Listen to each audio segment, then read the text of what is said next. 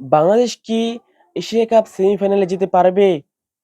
মাত্র ৩টি সমীকরণের মাধ্যমে বাংলাদেশ এশিয়া কাপ সেমিফাইনালে যেতে পারবে, যেটা নির্ভর করছে শ্রীলঙ্কা ও আফগানিস্তান ম্যাচের ফলাফলের উপর।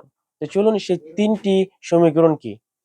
প্রথম সমীকরণটি হচ্ছে আফগানিস্তান ও শ্রীলঙ্কা ম্যাচে শ্রীলঙ্কাকে যেকোনো মূল্যে যেকোনো রানে জয়ী হতে হবে, তাহলে বাংলাদেশ ও শ্রীলঙ্কা এশিয়া কাপ সেমিফাইনালে চলে যাবে।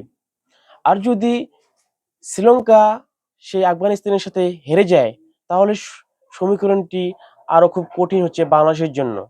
২ নম্বর সমীকরণটি হচ্ছে আফগানিস্তান যদি সেই ম্যাচে জিতে চায়, তাহলে আফগানিস্তানকে ৬৫ রানে জিততে হবে।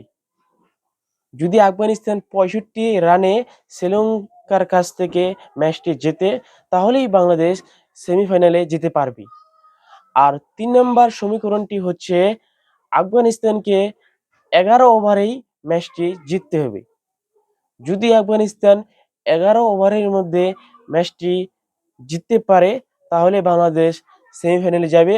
আর যদি ১১ ওভারের মধ্যে জিততে না পারে, তাহলে কিন্তু বাংলাদেশ সেমিফাইনালে যেতে পারবে না। ২ নম্বর ও ৩ নম্বর সমীকরণটি বাংলাদেশের জন্য খুব কঠিন, আর ১ নম্বরটি কিন্তু খুব সহজ। বাংলাদেশে সেমিফাইনালে যাওয়ার সমীকরণ: বাংলাদেশ সেমিফাইনালে যেতে না পারলে সেমিফাইনালে যাবে শ্রীলঙ্কা ও আফগানিস্তান। আপনার কি মনে হয় বাংলাদেশ কি পারবে এশিয়া কাপ সেমিফাইনালে যেতে?